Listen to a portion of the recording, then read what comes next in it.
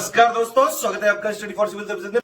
यदि study for civil services के छात्र हैं तो ये वाला टेलीग्राम जरूर ज्वाइन करके रखिए। यूट्यूब चैनल में हमारे साथ है तो भी ये वाला टेलीग्राम ज्वाइन करना बहुत ज्यादा जरूरी है। सारे नोटिफिकेशन, सारे अपडेट, सारे मोस्ट इंपोर्टेंट पिक्स, सारा रिवीजन सब कुछ यहाँ पे बताया जाता है। टेस्ट को ध्यान से अटेम्प्ट करिए और बताइए कितना स्कोर आपने किया है, कितने सही किए हैं टोटल क्वेश्चन में से। सभी लोग अपना अपना स्कोर जरूर कमेंट करिए।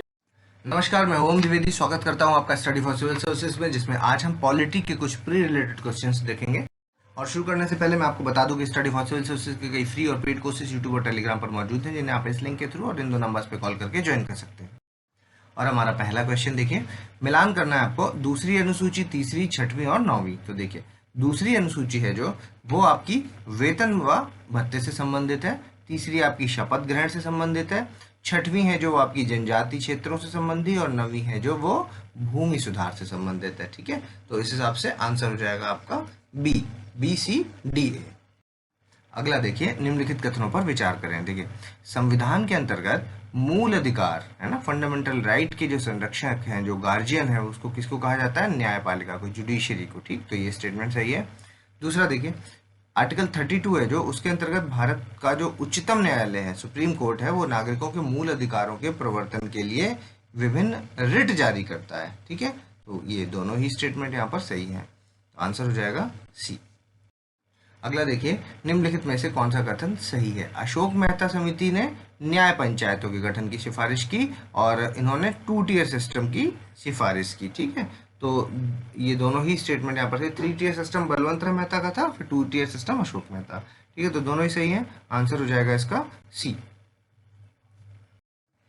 अगला देखिए, निम्नलिखित कथनों पर विचार करें। देखिए, कोई व्यक्ति पंचायत चुनाव लड़ सकता है यदि उसने 21 वर्ष की आयु पूरी की हो, बिल्कुल सही स्टेटमेंट है। दूसरा देखिए, संविधान के अंतर्गत पंचायत चुनाव कराने का निर्णय भारत के चुनाव आयोग द्वारा लिया जाता है। तो ये स्टेटमेंट गलत हो जाएगा, क्योंकि भारत के चुनाव आयोग द्वारा नहीं लिया जाता ये निर्णय, ये राज्य सरकार द्वारा लिया जाता है एज पर आर्टिकल 243 के। ठीक है, तो आंसर हो जाएगा इसका ओनली 1, ए इज करेक्ट। अगला देखिए, निम्नलिखित राज्यों को उनकी राज्यसभा की सीटों के आधार पर बढ़ते क्रम में आपको लगाना है। तो देखिए, महाराष्ट्र में है 19 सीटें, पश्चिम बंगाल में आपकी 16, केरल में 9 और कर्नाटक में 12। ठीक, तो इसके हिसाब से जब आप अरेंज करेंगे इनको बढ़ते क्रम में, तो आंसर होगा सी। अगला देखिए, निम्नलिखित कथनों में से कौन सा सत्य है? भारत में लोकपाल एवं लोकायुक्त की स्थापना का सुझाव प्रथम प्रशासनिक सुधार मतलब फर्स्ट ARC ने दिया था, तो ये स्टेटमेंट सही है। दूसरा, इस आयोग का गठन 5 जनवरी 1966 को मोरारजी देसाई की अध्यक्षता में हुआ था, ये भी सही है। और ओम्बुड्समैन का भारतीय प्रतिमान लोकपाल है। ठीक, तीनों ही सही है यहाँ पर, आंसर डी। अगला देखिए, निम्नलिखित कथनों पर विचार करें। संघ राज्य क्षेत्रों यानी कि यूटीज का राज्यसभा का प्रतिनिधित्व होता है। उसके बाद अगला देखिए, निर्वाचन संबंधी झगड़ों का निर्णय कराना न्यायपालिका के अधिकार क्षेत्र में आता है, ये भी सही है। उसके बाद देखिए, भारतीय संविधान के अनुसार संसद में केवल लोकसभा और राज्यसभा होती है, तो ये स्टेटमेंट गलत है, क्योंकि संसद का मतलब होता है लोकसभा, राज्यसभा और आपके राष्ट्रपति। ठीक है, एज पर आर्टिकल 79, तो आंसर हो जाएगा इसका 1 और 2 यानी कि सी आंसर। अगला देखिए, निम्नलिखित में से कौन सा सही सुमेलित नहीं है? गलत वाला आपको बताना है। दल बदल कानून है जो, एंटी डिफेक्शन लॉ, ये आपका 1985 में आया, तो ये सही हो जाएगा। भ्रष्टाचार निरोधक कानून 1988, ये भी सही। प्रवर्तन निर्देशालय एनफोर्समेंट डायरेक्टर 1956, ये भी सही। और केंद्रीय अन्वेषण ब्यूरो यानी कि सेंट्रल ब्यूरो ऑफ इन्वेस्टिगेशन है जो, वो आपकी 1963 में आई थी, ना कि 1964 में, तो ये वाला गलत हो जाएगा, आंसर होगा डी। अगला देखिए, निम्नलिखित में से कौन सही सुमेलित नहीं है? भारत का निरीक्षक एवं महालेखा परीक्षक है जो, इसके लिए आर्टिकल है 148। उसके बाद बच्चों के लिए मुफ्त एवं अनिवार्य शिक्षा के लिए आर्टिकल है वो 45। उसके बाद कार्य करने का अधिकार आपका 41 में है, लेकिन जो महान्यायवादी अटॉर्नी जनरल ऑफ इंडिया का है जो, वो 131 ना होकर के क्या होगा इसका होगा 76। ठीक है, तो ये सी आंसर हो जाएगा इसमें। अगला देखिए, निम्नलिखित कथनों पर में से कौन सा सही है? उच्च न्यायालय के न्यायाधीशों की नियुक्ति राज्यपाल करता है, तो ये स्टेटमेंट है आपका गलत, क्योंकि प्रेसिडेंट करते हैं। ठीक है, राष्ट्रपति करते हैं। उसके बाद देखिए, वर्तमान में जो उच्च न्यायालय है उनकी संख्या कितनी है?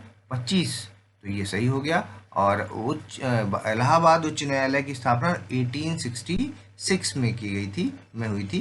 तो ये वाला स्टेटमेंट है जो ये आपका सही हो जाएगा। तो 2 और 3 यानी कि डी आंसर। अगला देखिए, मिलान करना है आपको। केंद्र सूची का इनमें से कौन सा विषय है? जनगणना। ठीक, तो डी लग जाएगा। राज्य सूची का अगर देखेंगे तो आपका सार्वजनिक स्वास्थ्य एवं स्वच्छता। और संवर्ती सूची की अगर बात करेंगे तो आंसर आ जाएगा शिक्षा। और अवशिष्ट विषय कौन सा है? अंतरिक्ष अनुसंधान। ठीक है, तो आंसर हो जाएगा इसका सी, डी, ए, बी और सी। अगला देखिए, निम्नलिखित कथनों में से कौन सा सत्य है? संविधान में मौलिक कर्तव्यों को 1978 में सम्मिलित किया गया था, तो गलत, क्योंकि 1976 में किया था। अगला देखिए, मौलिक कर्तव्यों को बलवंत राय मेहता कमेटी की सिफारिश ने सम्मिलित किया गया था, तो ये भी गलत, क्योंकि उस कमेटी का नाम था स्वर्ण सिंह कमेटी। ठीक है, स्वर्ण सिंह कमेटी। और तीसरा देखिए, भारत में के संविधान के भाग 5 के अंतर्गत मौलिक कर्तव्यों को रखा गया है, तो ये भी गलत हो जाएगा, क्योंकि भाग 4A के अंतर्गत रखा गया है। ठीक, तो तीनों ही यहाँ पर जब गलत है तो आंसर लगेगा इनमें से कोई नहीं, डी आंसर। अगला देखिए, निम्नलिखित कथनों पर विचार करें। स्वतंत्र भारत के प्रथम राष्ट्रपति डॉक्टर राजेंद्र प्रसाद थे। सही है। डॉक्टर राजेंद्र प्रसाद लगातार 3 अवधि तक भारत के राष्ट्रपति रहे थे, ये स्टेटमेंट भी सही है। और अगला देखिए, वीवी गिरी निर्विरोध भारत के राष्ट्रपति चुने जाने वाले एकमात्र व्यक्ति हैं, तो ये वाला स्टेटमेंट गलत हो जाएगा, क्योंकि वे एकमात्र व्यक्ति जो निर्विरोध चुने गए वे हैं आपके नीलम संजीवा रेड्डी। ठीक है, नीलम संजीवा रेड्डी। तो तीसरा गलत है, 1 और 2 यहाँ पर सही है, आंसर होगा बी। अगला देखें, निम्नलिखित कथनों पर विचार करें। भारत में सबसे छोटा धार्मिक समुदाय कौन सा है? पारसी। ठीक, तो सही है स्टेटमेंट। और अल्पसंख्यक आयोग को 1993 में संवैधानिक दर्जा दिया गया, ये भी सही है। और वोहरा समिति का गठन राजनेताओं और अपराधियों के गठबंधन की जांच करने के लिए किया गया था। ठीक है, कौन सी थी? वोहरा समिति। ठीक, तो ये स्टेटमेंट भी सही है। जब तीनों सही है, आंसर लगेगा डी। अगला देखिए, निम्नलिखित कथनों में से कौन सा सत्य है?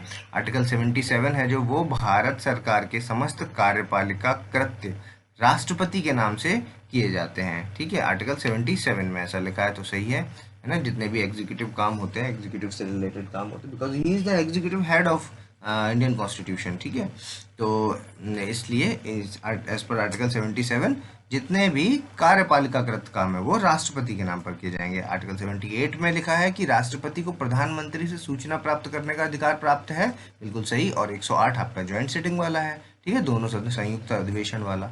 ठीक, तो ये तीनों ही सही हैं, डी आंसर।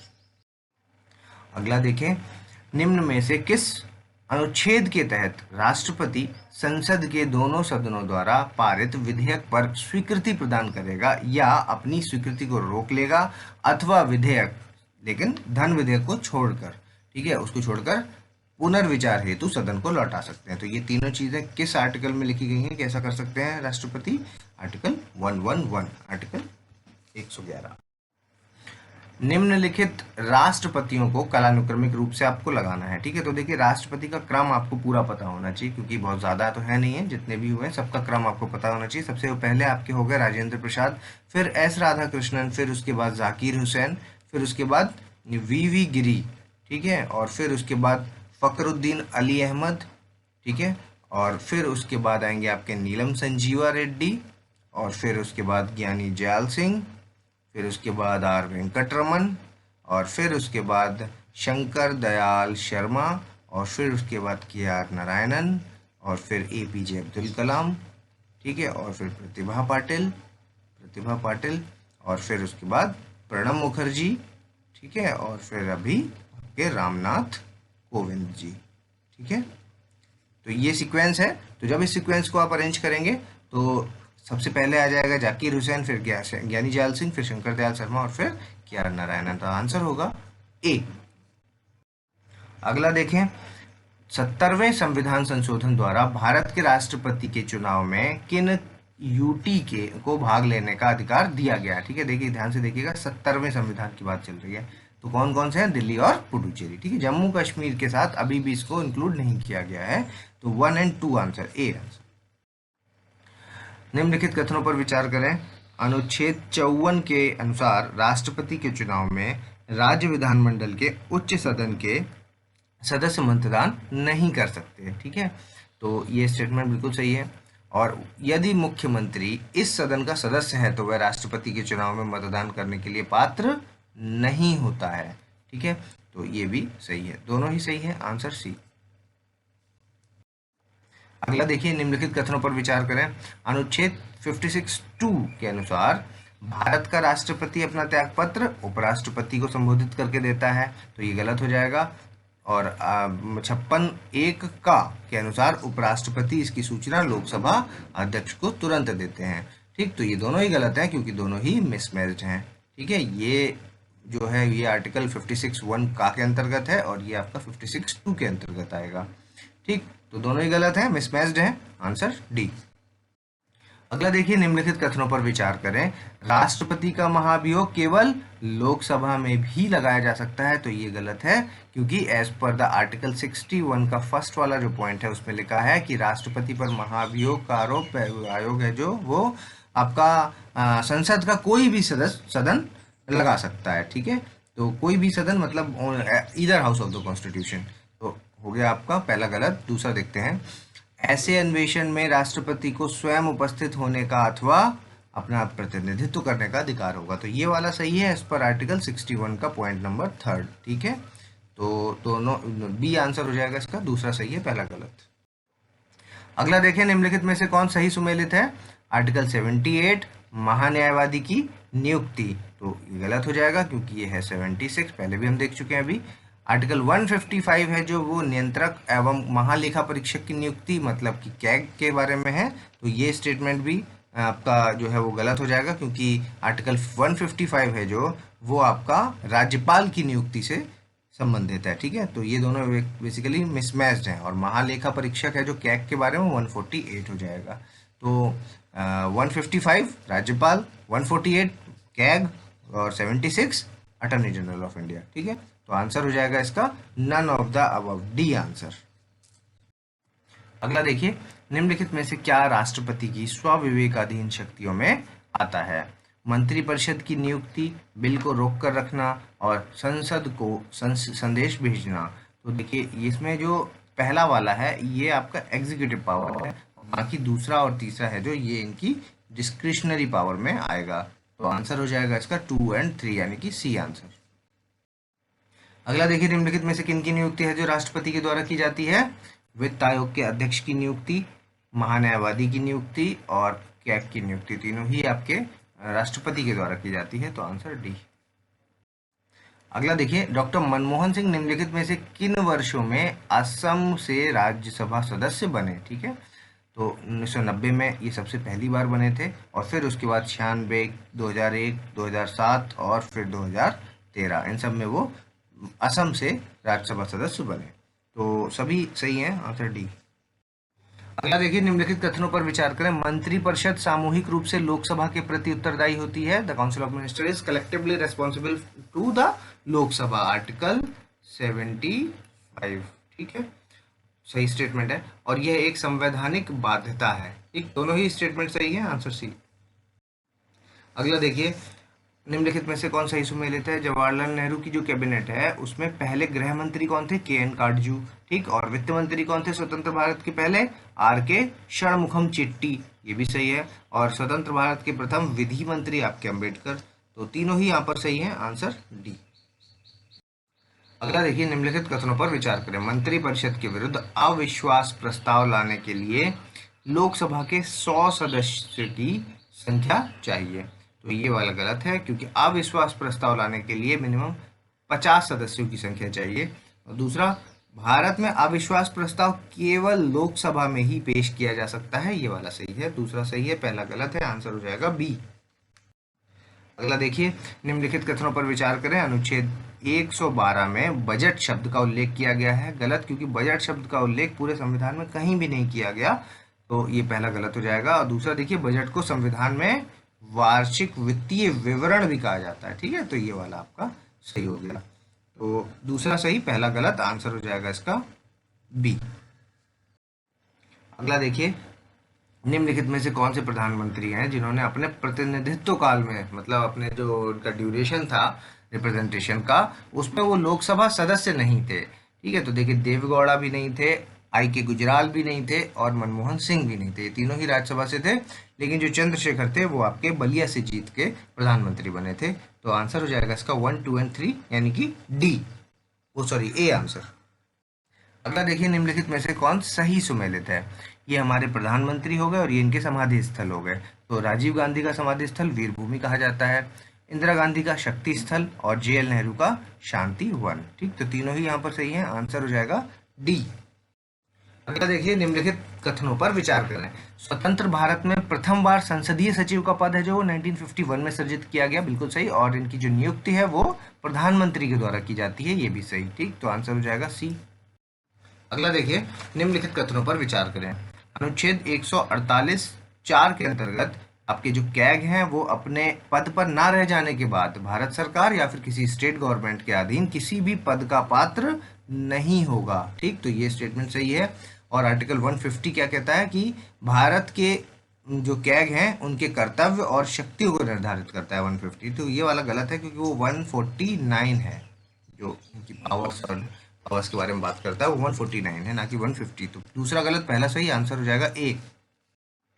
अगला देखिए, निम्नलिखित कथनों पर विचार करें। आर्टिकल 76 का जो दूसरा पॉइंट है उसके हिसाब से आपके महान्यायवादी भारत सरकार को कानूनी विषयों पर परामर्श देते हैं, सही स्टेटमेंट है। और यह भारत सरकार का प्रथम विधि अधिकारी होता है, ये भी सही। और ये राष्ट्रपति के प्रसाद पर्यंत यानी कि प्लेजर ऑफ द प्रेसिडेंट तक ही अपना पद धारण करता है। ठीक, तो तीनों ही स्टेटमेंट यहाँ पर सही है, आंसर डी हो जाएगा। प्रत्येक मंत्री और भारत के महान्यायवादी को यह अधिकार होगा कि वह किसी भी सदन में, सदनों की संयुक्त बैठक में और सदन की किसी समिति में जिसमें उनका नाम सदस्य के रूप में दिया गया है उनकी कार्यवाही में भाग लें, किंतु उसे मत देने का अधिकार नहीं होगा। ठीक है, ये चीज़ किस आर्टिकल में लिखी गई है, आर्टिकल 88, 89, 90 या फिर 92। तो ये दिया है आपके आर्टिकल 88 में, आंसर ए हो जाएगा। अगला देखिए, निम्नलिखित अधिकारियों को उनके वरीयता अनुक्रम से आपको लगाना है। तो सबसे ऊपर आ जाएंगे आपके, बेसिकली आपको क्या है 7 तक का वरीयता अनुक्रम पूरा आपको याद होना चाहिए। ठीक है, और अभी आप वीडियो को पॉज कीजिए और एक बार पूरा अनुक्रम देख लीजिए क्योंकि यहाँ से क्वेश्चन कई बार आता है। अभी इसमें अगर आप अरेंज करेंगे तो सबसे पहले आपके राज्यपाल आ जाएंगे, फिर भूतपूर्व राष्ट्रपति, भारत के मुख्य न्यायाधीश और फिर केंद्र के कैबिनेट मंत्री। ठीक, तो सही है सीक्वेंस, ये आंसर ए लगेगा इसमें। अगला देखिए, निम्नलिखित कथनों पर विचार करें। आपातकाल में संसद की अवधि एक बार में 1 वर्ष तक बढ़ाई जा सकती है। ठीक है, और आपातकाल की उद्घोषणा के प्रवर्तन में ना रह जाने के पश्चात उसका विस्तार है जो किसी भी दशा में 6 माह की अवधि से ज्यादा नहीं किया जा सकता। ठीक, तो दोनों ही स्टेटमेंट सही है, आंसर सी। निम्नलिखित कथनों में से कौन सा सही सुमेलित है। लोकसभा के प्रथम अध्यक्ष जो है वो कौन थे, गणेश वासुदेव मावलंकर, जीवी मावलंकर। ठीक है, और पहली महिला अध्यक्ष कौन थी, वो मीरा कुमार। और वर्तमान में कौन है, ओम बिरला। ठीक, तीनों ही सही हैं, डी आंसर। अगला देखिए, निम्नलिखित में से किन राज्यों में लोकसभा की जो सीटें हैं वो उनकी संख्या बराबर है। ठीक है, तो गुजरात से 26, असम से 14, झारखंड से 14। ठीक, तो ये दोनों सेम है, तो आंसर हो जाएगा इसका 2 एंड 3 यानी कि बी आंसर। अगला देखिए, निम्नलिखित कथनों पर विचार करें। राज्यसभा का पदेन सभापति है जो वो उपराष्ट्रपति होता है, तो ये सही है। और वह राज्यसभा का सदस्य नहीं होता है, ये भी सही है। और उसका निर्वाचन है जो वो सदन के दोनों सदनों के सदस्यों द्वारा किया जाता है, ये भी सही है। ठीक है, तीनों ही सही हैं, आंसर डी हो जाएगा। अगला देखिए, निम्नलिखित कथनों पर विचार करें। पंचायती राज राज्य सूची का विषय है, सही है। पंचायती राज व्यवस्था का शिल्पी बलवंत राय मेहता को कहा जाता है, सही है। और भारतीय संविधान का जो आर्टिकल 40 है उसके अंतर्गत राज्य को ग्राम पंचायतों के गठन का निर्देश देता है वो। ठीक है, तो ये तीनों ही सही है, आंसर डी। अगला देखिए, निम्नलिखित कथनों पर विचार करें। भारत की प्रथम महिला मुख्य निर्वाचन आयुक्त VS रामा देवी, ठीक, सही है। और अभी के कौन है, डॉक्टर सुशील चंद्रा, ये भी बने हैं नए, ठीक है, तो ये सही है। और ये किसको हटा के बने आपको कमेंट्स में बताना है, ठीक है। सत्य वाला पूछा था, दोनों ही सही है, सी आंसर। अगला देखिए, निम्नलिखित में से कौन सुमेलित है? Balwant Rai Mehta 1957, Ashok Mehta 1977, GKRV Rao 1985, LM Singhvi committee आपकी 1986, ठीक। तो सारे ही यहाँ पर गलत हो गए, आंसर हो जाएगा इनमें से कोई नहीं, डी। अगला देखिए, निम्नलिखित कथनों पर विचार करें। फजल अली आयोग की सिफारिशों पर राज्य पुनर्गठन अधिनियम है जो वो 1956 में पारित हुआ, सही स्टेटमेंट है। और इसके 3 सदस्य कौन थे? एक तो खुद फजल अली जो कि इसके हेड थे, उसके अलावा 2 और थे, हृदयनाथ कुंजरू और KM पनिक्कर, ठीक। तो दोनों ये भी सही है। इसके अलावा भाषा के आधार पर वर्ष 1956 में आंध्र प्रदेश राज्य का गठन किया गया था, ठीक। तो ये वाला गलत हो जाएगा क्योंकि पहला राज्य आंध्र प्रदेश ही था जो कि 1953 में गठित हुआ था, तो ये वाला गलत है। पहला और दूसरा सही है, आंसर ए। अगला देखिए, निम्नलिखित में से किन समितियों के सदस्यों की संख्या 15 है? तो देखिए, प्राक्कलन समिति के 30, कानून समिति के 15, विशेषाधिकार समिति के 15 और लोक लेखा के 22, तो हो जाएगा 2 और 3, बी आंसर। अगला देखिए, निम्नलिखित में से कौन सा कथन सत्य है? प्रत्येक राज्य की विधानसभा के 2 प्रमुख पदाधिकारी कौन है? अध्यक्ष और उपाध्यक्ष, और दोनों को विधानसभा सदस्य के बहुमत द्वारा स्वीकृति प्रस्ताव के आधार पर हटाया जा सकता है, ठीक है। तो दोनों ही स्टेटमेंट यहाँ पर सही है, सी आंसर। अगला देखिए, निम्नलिखित में से कौन उप प्रधानमंत्री के पद पर रह चुके हैं? मोरारजी देसाई हैं जो वो इंदिरा गवर्नमेंट में रह चुके हैं, ठीक है। उसके बाद जगजीवन राम है जो वो मोरारजी देसाई के समय में रहे हैं, और आपके लालकृष्ण आडवाणी हैं जो वो अटल बिहारी वाजपेयी के समय में, ठीक है। तो आंसर हो जाएगा, ये तीनों ही रह चुके हैं, डी आंसर। अगला देखिए, निम्नलिखित कथनों पर विचार करें। केंद्रीय सूचना आयोग की स्थापना 2005 में भारत सरकार द्वारा सूचना का अधिकार अधिनियम 2005 के प्रावधानों के अंतर्गत की गई थी, सही है। और मुख्य सूचना आयुक्त और अन्य सूचना आयुक्तों की नियुक्ति कौन करता है? प्रधानमंत्री, तो ये वाला गलत हो जाएगा क्योंकि राष्ट्रपति यानी कि प्रेसिडेंट करते हैं, ठीक है। तो दूसरा गलत, पहला सही, आंसर ए। अगला देखिए, निम्नलिखित में से कौन सही सुमेलित है? 104 है जो वो है आपका मतलब कॉन्स्टिट्यूशनल अमेंडमेंट एक्ट है जो 104, वो आपका अभी लोकसभा तथा विधानसभा में SC/ST के आरक्षण को 10 साल के लिए बढ़ाया गया, ठीक है, ये सही है। इसके अलावा इसमें एंग्लो इंडियन वाला जो प्रावधान था उसको खत्म किया गया इसी कॉन्स्टिट्यूशनल अमेंडमेंट एक्ट से, ठीक। तो ये वाला सही हो गया। उसके अलावा 103 है जो वो सामान्य वर्ग में आर्थिक पिछड़ा वर्ग को 10% आरक्षण से संबंधित है, ये स्टेटमेंट भी सही है। मतलब EWS जो कैटेगरी बनी है अभी नई, उसमें 10% रिजर्वेशन का प्रावधान है जो वो 103 कॉन्स्टिट्यूशनल अमेंडमेंट एक्ट के तहत है, ठीक है। उसके बाद 102 की अगर बात करेंगे तो वो आपका पिछड़ा आयोग को जो संवैधानिक दर्जा मिला है, ठीक है, वो इसी कॉन्स्टिट्यूशनल अमेंडमेंट एक्ट से मिला है। और 101 आपका GST से संबंधित है, ठीक। तो ये सारे ही यहाँ पर सही हैं, आंसर हो जाएगा डी। अगला देखिए, निम्नलिखित में से कौन सही सुमेलित है? समानता का अधिकार है जो वो आर्टिकल 12 से 18, गलत हो गया क्योंकि वो है 14 से 18, ठीक है। उसका स्वतंत्रता का अधिकार आर्टिकल 19 से 24, ये भी गलत हो गया क्योंकि वो है 19 से 22 तक, ठीक है। और शोषण के विरुद्ध अधिकार आर्टिकल 25 से 28, ये भी गलत क्योंकि वो है आपका 23 और 24, ठीक है। और उसके बाद धार्मिक स्वतंत्रता का अधिकार अनुच्छेद 29-30, ये वाला भी गलत हो जाएगा क्योंकि वो है आपका 25 से 28, ठीक है। तो ये सीक्वेंस रहेगा और ये सभी गलत है, आंसर डी हो जाएगा। अभी आप वीडियो को पॉज कीजिए और अपना स्कोर हमें कमेंट्स के माध्यम से बताएं। अगर अभी तक आपने हमारे चैनल को सब्सक्राइब नहीं किया तो सब्सक्राइब कीजिए, बेल आइकन की बटन दबाइए। जल्दी मिलेंगे अगले टॉप 50 क्वेश्चंस के साथ, तब तक के लिए धन्यवाद।